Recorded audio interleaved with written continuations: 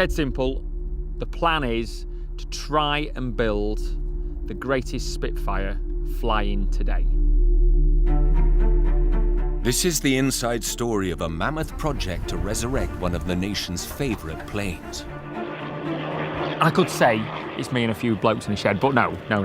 It's a few blokes in an aircraft hangar, and I'm going to give them a bit of a hand. Starting with a rusting wreck dug out of a French beach, the aim is to make the rarest Spitfire of all, a Mark I, using nothing but authentic World War II designs, materials and techniques. This is going to be exactly as the Mark I was built 75 years ago, exactly. The original plane was once flown by an RAF hero whose forgotten tale of daring do involves Dunkirk, crash landings, Colditz, and even the Queen. Wow. But only if an airworthy plane can be built will the original pilot's daughters finally witness the tribute their father deserves. We're not talking models or anything, we're not playing at it. This is the real deal.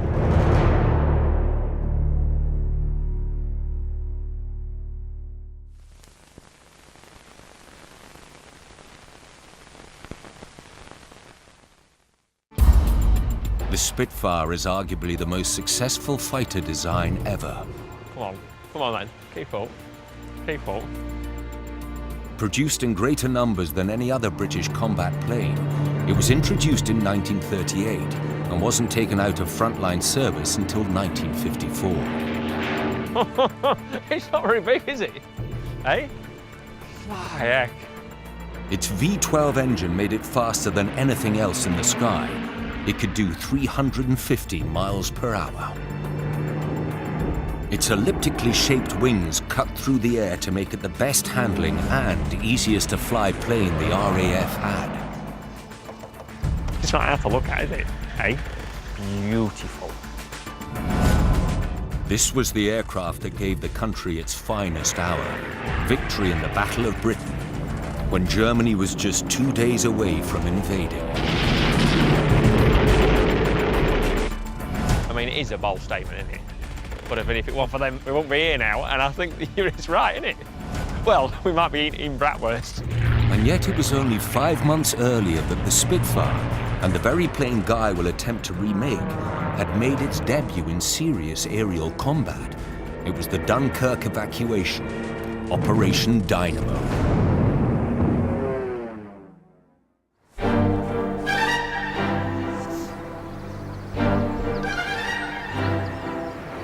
By May 1940, Germany had successfully invaded most of Europe.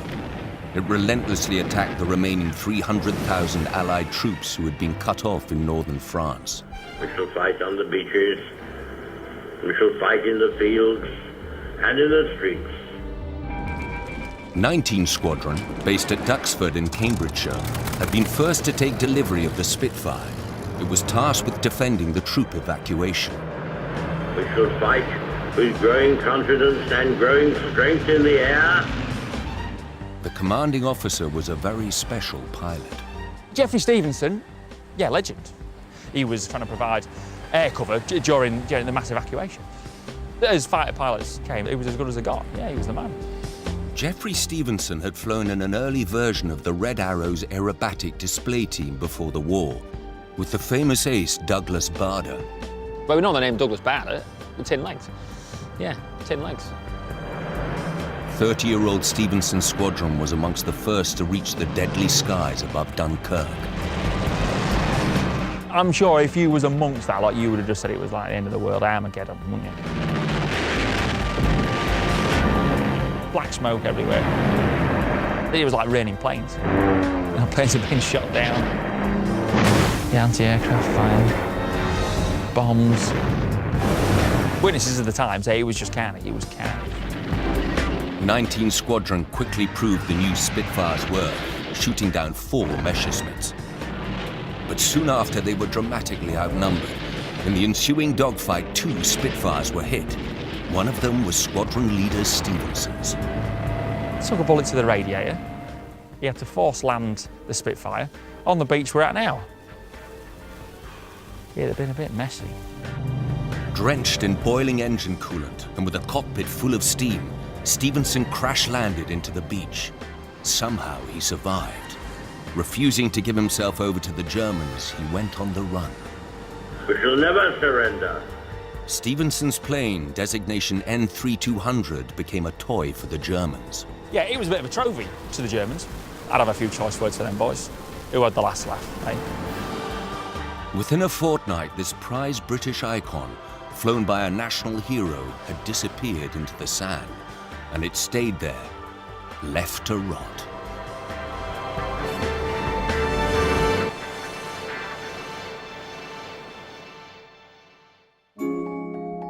But in 1986, the remains were unearthed, and eventually they came into the possession of two anonymous collectors obsessed by originality. They were determined to produce a plane that was precisely as Geoffrey Stevenson would have flown it during the war, so it could be displayed in air shows around the country. They sent the wreckage home to the old Duxford base Stevenson first flew it from. Today it houses a museum and the best historic aviation engineers in the world. We take pride in what we do, and they're put together properly with care and attention. Even the bits you can't see that are buried deep within the wing are done correctly. It's a bit like restoring fine artwork, I suppose. You know, it's totally, completely handmade. The ultimate. You can get to work for a Formula One team, but I'm not bothered. Are you bothered? I'm not really bothered. Go on, give me another pinnacle. NASA. Working with Americans, I wouldn't get on with Americans. Who else? Give me another job. What else would be like? CERN. Oh, CERN, Large Hadron Collider. Yeah, but to be honest, I don't think I'm clever enough for that. Getting to work on a Spitfire with a Rolls Royce in it, that's the ultimate. You have made it, that's it.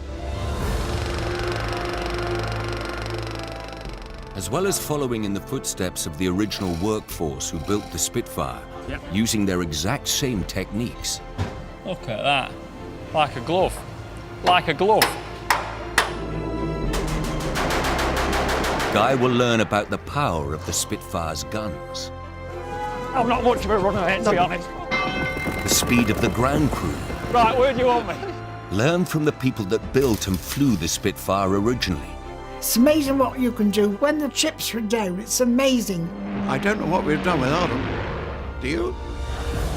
Experience the flight of his life, which takes a surprising twist. This is going to be a bit different, Guy. And uncover the extraordinary tale of the original pilot, Geoffrey Stevenson. I just feel very honoured to work on.